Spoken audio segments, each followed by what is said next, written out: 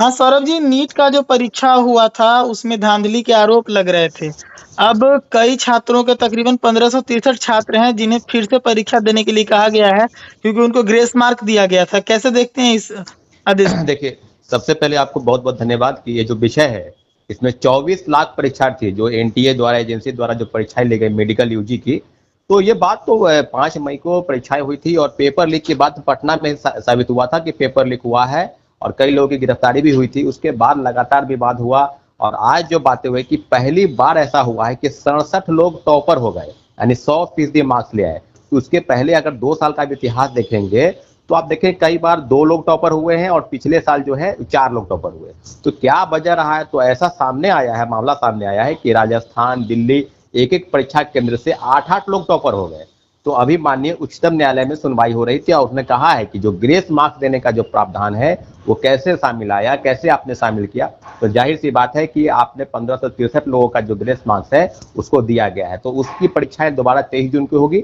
और माननीय उच्चतम न्यायालय को बहुत बहुत धन्यवाद कि छात्रों के हित में उसने फैसला किया। और रही बात कि ग्रेस मार्क्स अगर घटाया जाएगा तो एक एक नंबर, दो दो नंबर से 5,000 7,000 छात्र जो है वो पीछे, मैं कहने का मतलब कि पूरी रैंकिंग जो है वो बदल जाएगी। ऐसा फैसला भी आया, तो निश्चित रूप से छात्रों की बहुत बड़ी जीत है।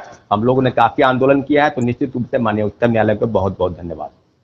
इस ग्रेस मार्किंग को लेकर नीट जो दावेदारी पेश कर रही थी कि हमने हमारे तरफ से समय कुछ कम मिला था छात्रों को, इसके लिए हमने ग्रेस मार्किंग दी है। तो क्या लगता है कि वो छात्र दोबारा परीक्षा देने के लिए खुश हो पाएंगे क्या? देखिए, सबसे पहली बात यह है कि ग्रेस मार्क्स देने के जो प्रावधान है नोटिफिकेशन में, कोई एक परीक्षा केंद्र नहीं है। जिस परीक्षा केंद्र की आप जिक्र बता रहे हैं उसमें से 8 लोग टॉपर हो गए, यानी 720 में 720 नंबर ले आए। ग्रेस मार्क्स देने के प्रावधान कैसे, एनटीए कैसे कह सकती है कि ग्रेस मार्क्स, आपको कैसे पता है कि उस परीक्षा केंद्र पर कई परीक्षा केंद्र होंगे जहां इस तरह की चीजें सामने आएंगी। तो आप जो बातों को आप जान लीजिए कि जिस दिन लोकसभा की मतगणना हो रही थी 4 तारीख को, 4 जून को, उसी दिन रिजल्ट का पब्लिकेशन हुआ, जबकि रिजल्ट 14 तारीख को प्रकाशित होने वाले थे।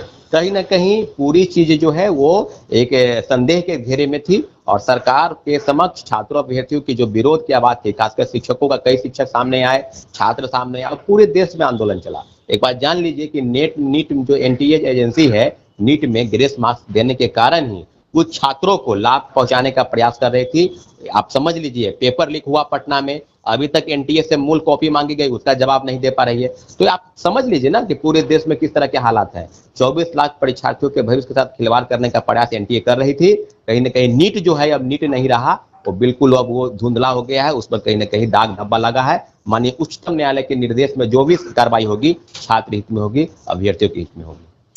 अभी तक ज्यादातर जो धांधली के आरोप लगते थे वो बीएसएससी एग्जाम में ज्यादातर देखने को मिलते थे, लेकिन अब बीपीएससी की परीक्षाओं में, नीट की परीक्षा में भी इस तरह के आरोप लगने लगे हैं। कैसे देखते हैं, इस चीज का क्या समाधान हो सकता है? देखिए, सबसे पहले आपको बता दें कि ये कोई बिहार की परीक्षाएं नहीं है, ये पूरे राष्ट्रीय स्तर की परीक्षा है, मेडिकल की सबसे बड़ी परीक्षा है। तो मेडिकल हो या जेई हो या सेंट्रल लेवल का एसएससी हो, जिसका पिछला बार भी मामला सामने आया था कि पेपर लीक हुआ, और बिहार की तो सब परीक्षा है। बिहार का कोई परीक्षा बाकी है क्या जहाँ पेपर लीक नहीं हुआ? सिपाही हो, दरोगा हो, इन्फोर्समेंट हो, और राज्य की सबसे बड़ी परीक्षा बीपीएससी टीआरई 3, उसका पेपर लीक हुआ। सिविल सेवा का 66वीं पेपर लीक हुआ, 67वीं पेपर लीक हुआ।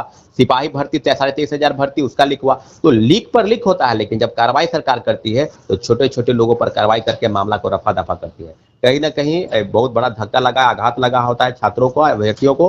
तो सरकार को, केंद्रीय माननीय प्रधानमंत्री जी को चाहिए कि पार्लियामेंट से एक जो बिल पारित हुआ है उस बिल को राज्य सरकार भी लागू करे और तमाम एजेंसी इस बात को साबित करे कि हम जो परीक्षा ले रहे हैं छात्रों को फेयर तरीके से परीक्षा कंडक्ट कराने के लिए हम तैयार हैं या नहीं है। क्योंकि इस तरह के मामले पूरे देश में हो रहे हैं। उत्तर प्रदेश में पेपर लीक हुआ, झारखंड जेपीएससी का पेपर लीक हुआ, जेएसएससी का पेपर लीक हुआ, तो कोई परीक्षा बाकी नहीं रहा है जहां तक ये लोग पहुंच नहीं पा रहे हैं। इसे निश्चित रूप से कठोर कानून बनाने की जरूरत है और सारे शिक्षक अभ्यर्थियों के साथ, चाहे वो अभ्यर्थी शिक्षक के हों, चाहे बीपीएससी के हों, चाहे नीट के हों, चाहे जेई के हों, सबको सरकार जो है आश्वस्त करे कि आगामी जो भी परीक्षाएं होंगी वो फेयर तरीके से आयोजित होगी। फोन लाइन पर जुड़ने के लिए बहुत बहुत धन्यवाद सौरभ जी। धन्यवाद।